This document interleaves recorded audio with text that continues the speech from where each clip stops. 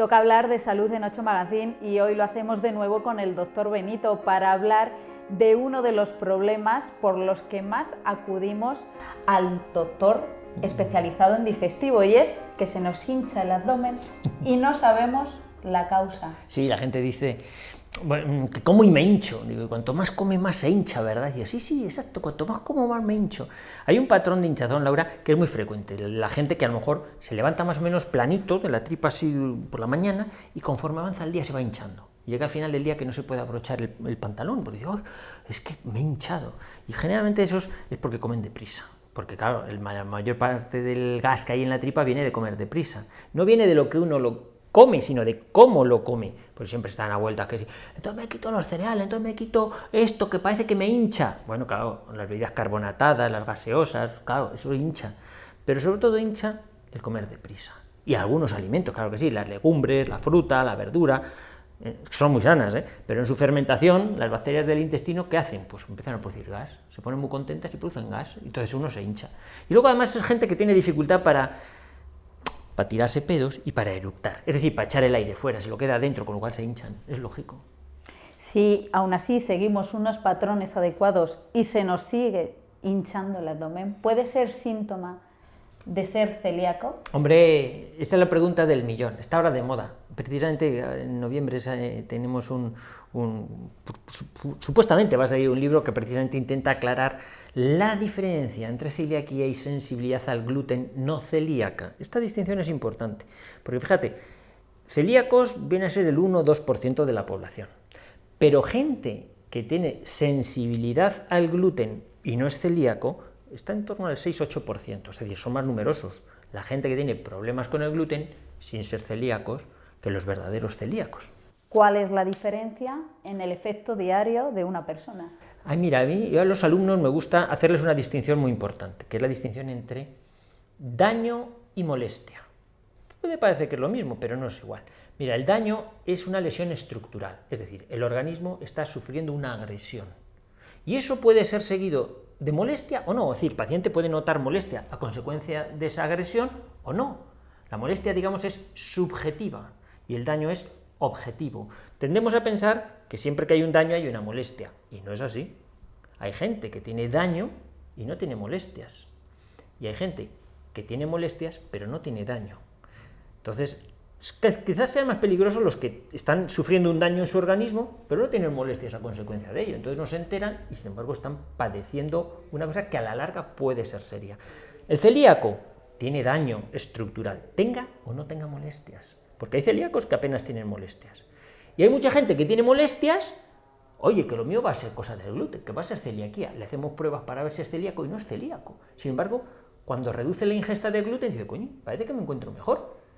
Y por más que se empeña en que le digamos que es celíaco, pues mire, usted no es celíaco. Parece celíaco, pero no es celíaco. Esos son los sensibles al gluten. ¿Qué molestias tienen estos pacientes, además de la hinchazón? Hombre, se hinchan, suelen tener alternancia de ritmo intestinal, que sea ahora diarrea, sea ahora estreñimiento, más tendencia a la diarrea que al estreñimiento, pero pueden ser las dos cosas. A veces sintomatología como dolores de cabeza, insomnio, mal sabor de boca, ardores que les han dicho que pueden ser gastritis, pero con los omeprazoles y esto no le mejoran, síntomas que a veces van incluso hasta la ansiedad, el nerviosismo. Y hay gente que reduce la ingesta de gluten y se encuentra mejor. Hay cuadros incluso como la fibromialgia, que se ha visto que en un 30% de la gente que tiene fibromialgia, es una enfermedad reumatológica, pues que a veces ni los reumatólogos creen en ella. O sea, son pacientes que lo pasan muy mal porque nadie cree en ellos. Pues es el 30% de los pacientes con fibromialgia dejan el gluten y se encuentran muy bien de su fibromialgia. Dolores musculares, dolores tendinosos, y dejan el gluten y se encuentran muy bien. Y sin embargo, a lo mejor no son celíacos. Uno llega a pensar que puede ser la solución, reducir el gluten de nuestra dieta. ¿Esto es adecuado?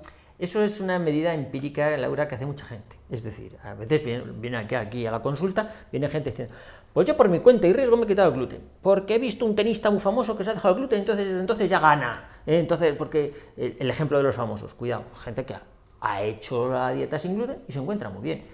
Esto puede ser adecuado en determinados contextos, pero no es aconsejable si usted quiere hacer una distinción, si quiere saber si realmente es celíaco o no.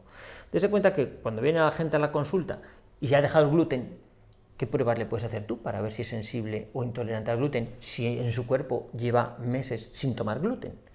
Es decir, para poder saber si es celíaco o no, el paciente tiene que estar consumiendo gluten, o sea, haciendo una dieta normal. En ese caso se llevan a cabo los estudios para saber si es celíaco o es sensible al gluten no celíaco. Y luego ya, pues, empíricamente uno dirá, pues mire, por prescripción facultativa me ha dicho el médico que deje el gluten de por vida, pero vamos, hasta la más mínima gota, porque soy celíaco.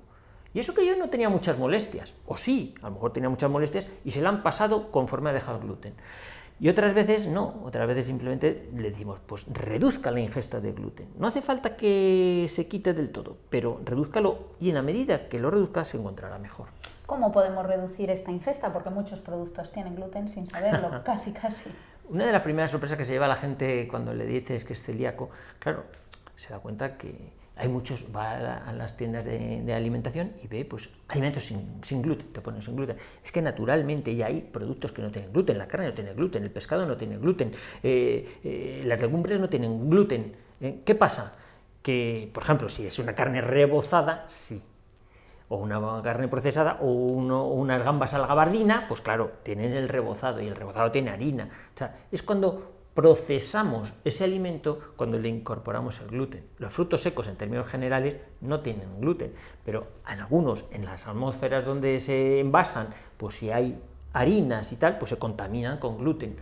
Es decir, los alimentos, o sea, la dieta esencial de un paciente celíaco son alimentos que de natural no tienen gluten. No son alimentos que dice, yo voy a una tienda de alimentación especializada y me compro todo que pongan en la etiqueta sin gluten. Hay unas listas que la propia asociación de pacientes celíacos lo tienen muy bien organizado y te pueden decir, este producto además con marca y tal, ¿tiene o no tiene gluten? Oiga, es que yo compro guisantes de tal marca, ¿estos tienen gluten? Pues sí, pues estos no, porque a veces en el envasado se contaminan. Pero vamos, no es tan difícil, lo que pasa es que inicialmente al que le tienes que decir que haga una dieta sin gluten, pues le supone un shock, y sobre todo social. Porque claro, la gente sale alterna por ahí, va a los bares y tiene que preguntar, restaurantes, eso es lo que es un poquito engorroso. Y de ahí la importancia de que el paciente se le diga, usted es sensible al gluten, no es celíaco, si se le cuela algo de gluten tampoco pasa nada. Claro, es que te da una calidad de vida diferente.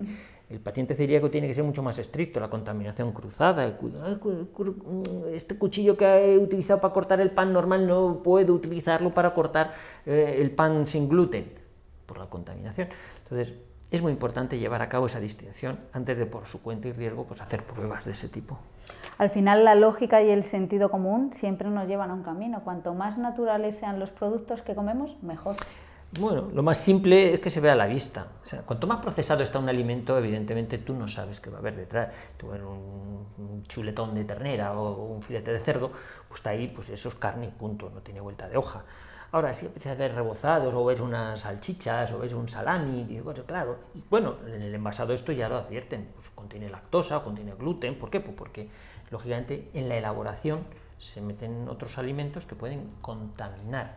Digamos, contaminar, o sea, el gluten no es un veneno, es malo para la gente que le cae mal, eso hay que dejarlo claro, porque es que ahora están las modas de que prácticamente que como que el gluten es un veneno, pues no es así, el gluten es una proteína que está en los cereales, principalmente trigo, cebada, avena, centeno, pero no es peligrosa, no es tóxica, no es un veneno, lleva con la humanidad desde que el hombre, desde hace 10.000 años que se cultiva el trigo.